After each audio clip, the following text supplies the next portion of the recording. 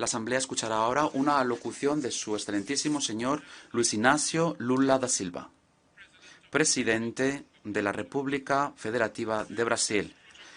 Pido a protocolo que acompañe a su excelencia.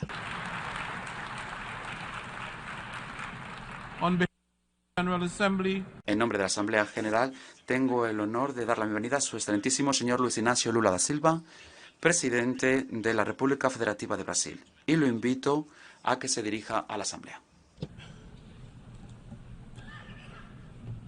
Meus cumprimentos ao Saludo al presidente de la Asamblea General, el embajador Denis Francis, de Trinidad y Tobago. Es un placer intervenir después del secretario general de las Naciones Unidas, Antonio Guterres. Quiero saludar a todos los jefes de Estado y de Gobierno y a todas las delegaciones presentes. Quiero también rendir homenaje a nuestro compatriota Sergio Vieira de Mello y a los otros 21 trabajadores de esta organización que fueron víctimas de un brutal atentado en Bagdad ahora hace 20 años. También quisiera expresar mis condolencias a las víctimas del terremoto en Marruecos y las tormentas que desolaron Libia. Como sucedió recientemente en el estado Río Grande do Sul, en mi país, estas tragedias se han cobrado las vidas y han causado pérdidas irreparables. Nuestros pensamientos y oraciones están con todas las víctimas y con sus familias. Señoras y señores, hace ahora exactamente 20 años comparecí aquí por primera vez desde esta tribuna y dije lo siguiente, el 23 de septiembre de 2003.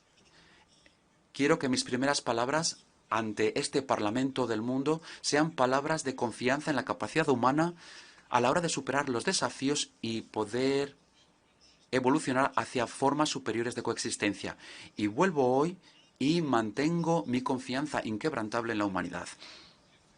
Entonces, el mundo no se había dado cuenta de la gravedad de la crisis climática, pero hoy está llamando a nuestras puertas, destruye nuestros hogares, nuestras ciudades, nuestros países, mata e impone pérdidas y sufrimiento a nuestros hermanos, especialmente los más pobres.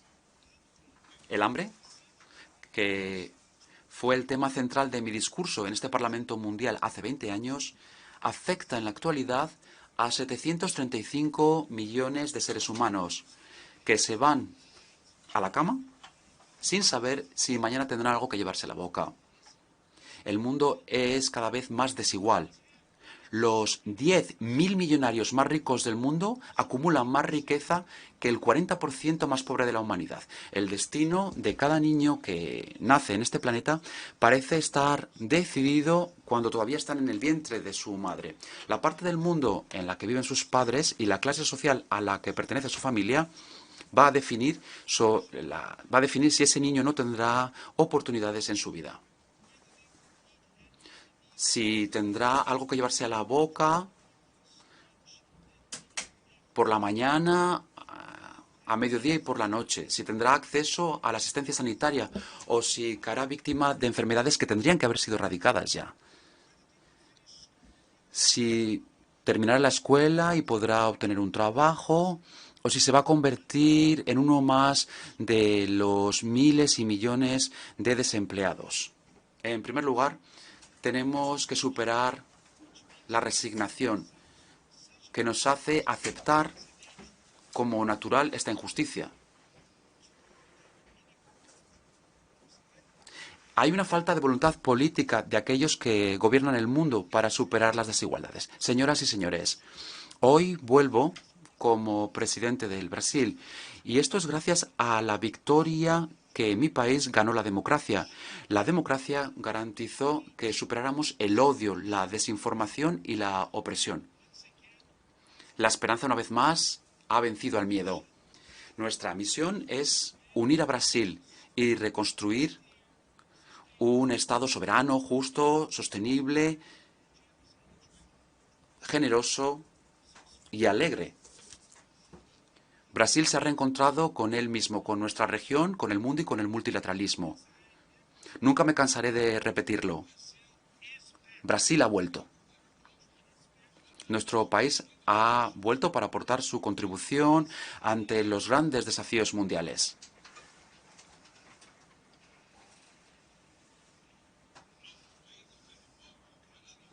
Como decía, nuestro país ha vuelto para aportar su contribución a la hora de encarar los grandes desafíos del mundo. Volvemos a reivindicar el universalismo de nuestra política exterior, caracterizada por un diálogo respetuoso con todos. La comunidad internacional está enfrascada en una serie de crisis simultáneas: la pandemia de la COVID-19, la crisis climática, la inseguridad alimentaria y energética, que se han visto ampliadas por el aumento de las tensiones geopolíticas. La intolerancia, el racismo y la xenofobia se han propagado, atizadas por las nuevas tecnologías creadas supuestamente para acercarnos. Si tuviéramos que resumir estos desafíos con una palabra, esa palabra sería desigualdad. La desigualdad es la fuente de todos estos fenómenos, o al menos los hace más graves. La acción más ambiciosa de la ONU, la Agenda de 2030, podría convertirse en su mayor fracaso. Hemos llegado al ecuador de la aplicación y estamos todavía muy lejos de los objetivos definidos en esa agenda. Estamos avanzando de forma muy lenta en la mayoría de los objetivos de desarrollo sostenible. La importancia política y moral de erradicar la pobreza y de poner fin al hambre parece ahora entumecida. En los 7 años que nos quedan, la reducción de las desigualdades dentro de los países y entre países tendría que ser el objetivo central de la Agenda de 2030. La reducción de las desigualdades dentro de los países exige incluir a los pobres en los presupuestos gubernamentales y hacer que los ricos paguen impuestos de forma proporcional a su riqueza. En Brasil estamos comprometidos a aplicar los 17 ODS de forma integrada e indivisible. Queremos lograr la igualdad racial en la sociedad brasileña mediante otro objetivo, el 18º, que vamos a adoptar de forma voluntaria.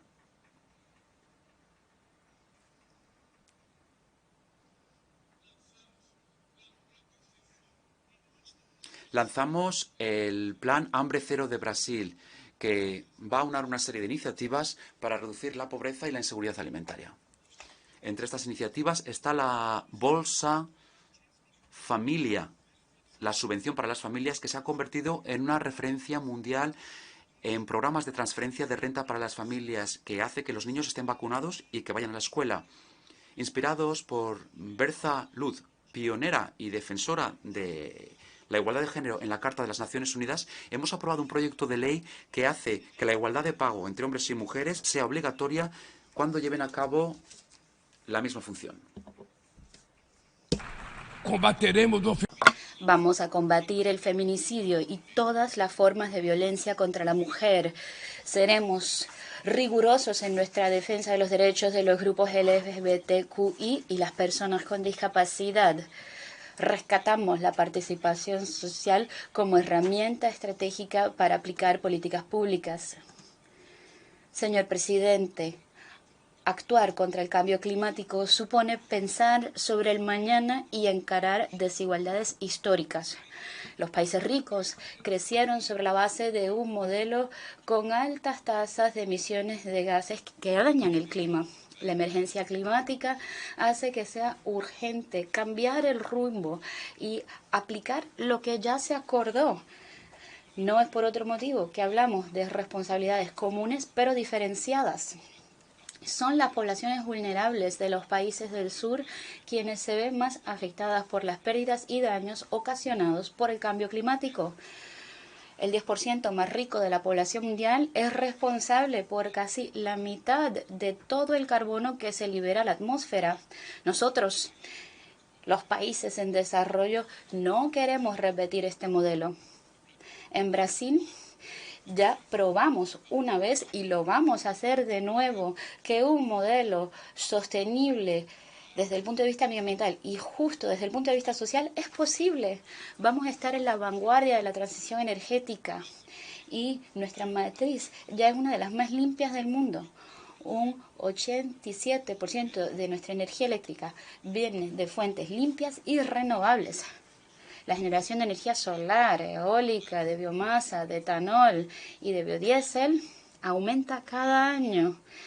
El potencial de generación de hidrógeno verde es enorme.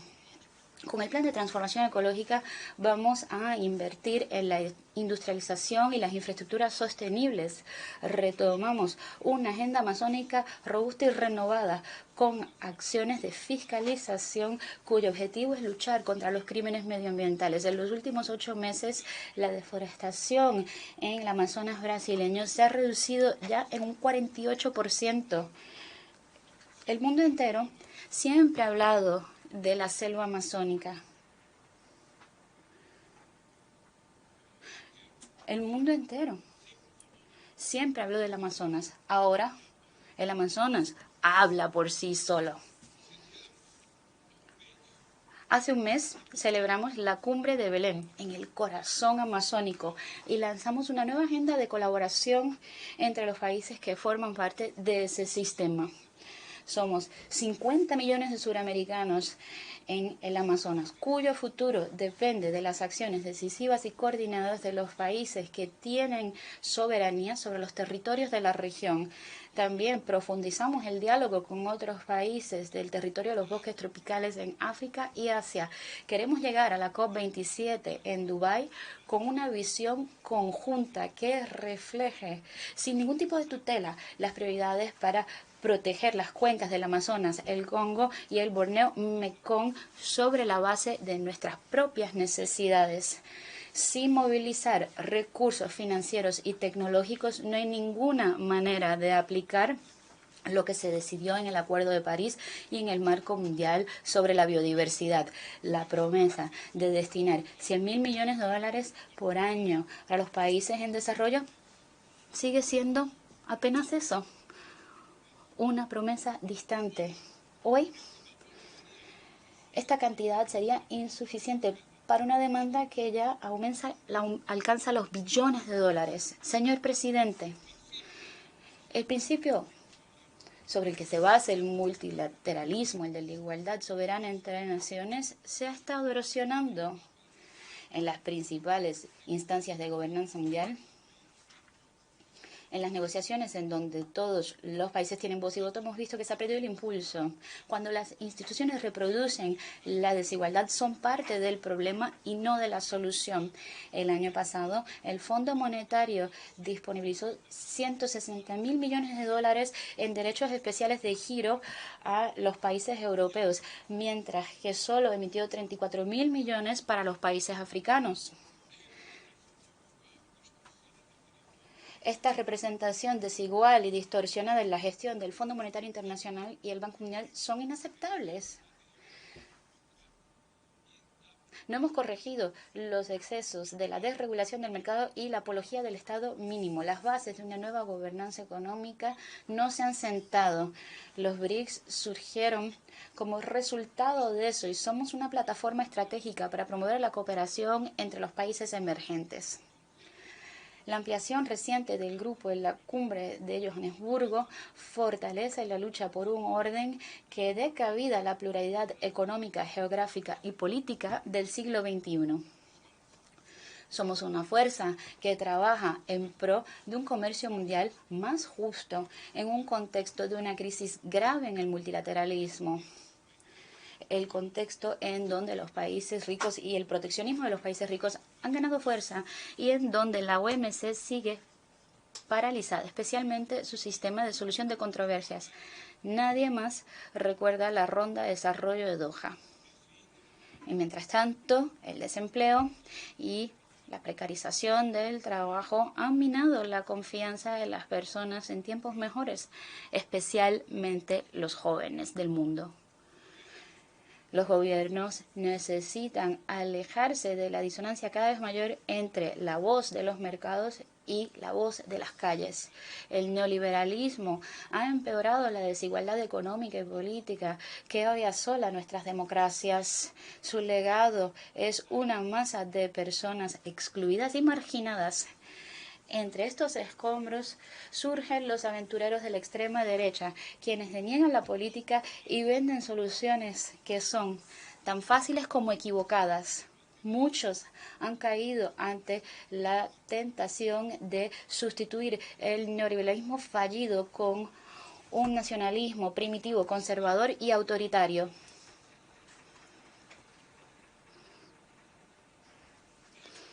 Repudiamos una agenda que utiliza a los inmigrantes como chivos expiatorios, que menoscaba el estado de bienestar y que ataca los derechos de los trabajadores. Necesitamos rescatar las mejores tradiciones humanistas que inspiraron la creación de las Naciones Unidas. Las políticas activas de inclusión a nivel cultural, educativo y digital son esenciales para promover los valores democráticos y defender el Estado de Derecho. Es fundamental proteger la libertad de prensa. Un periodista como Julian Assange no puede ser castigado por informar a la sociedad de manera transparente y legítima.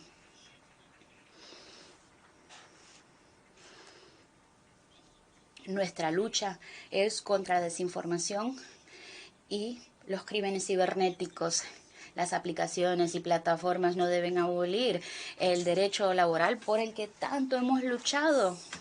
Al asumir la presidencia del G20 el próximo diciembre, no vamos a escatimar ningún esfuerzo para luchar contra la desigualdad. Vamos a colocar esto en el centro de nuestra agenda. Vamos a luchar contra la desigualdad en todas sus dimensiones con el lema construir un mundo justo y un planeta sostenible. La presidencia de Brasil va a coordinar la inclusión social y la lucha contra el hambre, el desarrollo sostenible y la reforma de las instituciones mundiales de gobernanza. Presidente, no habrá sostenibilidad ni prosperidad sin paz. Los conflictos armados son una ofensa a la racionalidad del ser humano. Conocemos los horrores y el sufrimiento que generan todas las guerras. Promover una cultura de paz es un deber de todos nosotros. Debemos construirla y esto exige persistencia y vigilancia. Es preocupante ver que conflictos antiguos no solucionados persisten y que surgen o ganan fuerzas nuevas amenazas. Esto muestra bien la dificultad de garantizar la creación de un Estado para el pueblo palestino. Se añade a esto la persistencia de la crisis humanitaria en Haití, el conflicto en Yemen, las amenazas a la unidad nacional en Libia y las rupturas institucionales en Burkina Faso, Gabón, Guinea-Conakry, Malí, Níger y Sudán. En Guatemala hay un riesgo de que haya un golpe que impediría que el ganador de las elecciones democráticas asuma su cargo. La guerra en Ucrania expone nuestra incapacidad colectiva de hacer prevalecer los propósitos y principios de la Carta de las Naciones Unidas. No subestimamos las dificultades para alcanzar la paz, pero ninguna solución será duradera si no se fundamenta en el diálogo. He reiterado que es preciso trabajar para crear espacio para las negociaciones. Se invierte mucho en armamentos y poco en el desarrollo. El año pasado, el gasto militar total sumó a más de 2 billones de dólares. El gasto en armas nucleares alcanzó los 83.000 millones de dólares, 20 veces más que el presupuesto ordinario de las Naciones Unidas. La estabilidad y la seguridad no se lograrán mientras haya exclusión social y desigualdad. La ONU nació para ser la casa del entendimiento y el diálogo, y la comunidad internacional debe escoger. Por una parte está la ampliación de los conflictos, la profundización de las desigualdades y la erosión del Estado de Derecho. Por otra parte, la renovación de instituciones multilaterales dedicadas a la promoción de la paz. Las sanciones unilaterales ocasionan un gran daño a la población de los países afectados. además de no lograr sus presuntos objetivos, dificultan los procesos de mediación y prevención, así como la solución pacífica de conflictos. Brasil seguirá denunciando medidas que se adopten sin el amparo de la Carta de las Naciones Unidas, como el embargo económico y financiero impuesto a Cuba y cualquier intentona por clasificar este país como un Estado que patrocina el terrorismo.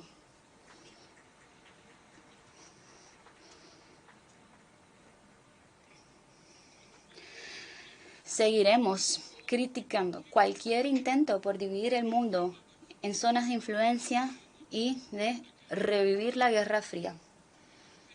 El Consejo de Seguridad de las Naciones Unidas ha estado perdiendo de manera paulatina su credibilidad. Esta fragilidad es el resultado particular de las acciones de sus miembros permanentes, quienes libran guerras no autorizadas en búsqueda de la expansión territorial o el cambio de régimen. Esta parálisis es la prueba más elocuente de la necesidad urgente de reformar esta instancia, dándole una mayor representación y eficacia. Señoras y señores, la desigualdad debe indignarnos por el hambre, por la pobreza, por la guerra y por la falta de respeto al ser humano. Impulsados por la fuerza de la indignación, vamos a poder actuar con voluntad y determinación para luchar contra la desigualdad y transformar de manera eficaz el mundo que nos rodea. Las Naciones Unidas deben cumplir con su papel de arquitecto de un mundo más justo, solidario y fraterno. Pero solo lo hará si sus miembros tienen la valentía de proclamar su indignación por la desigualdad y trabajar incansablemente para superarla. Yo quisiera decir muchas gracias a todos ustedes.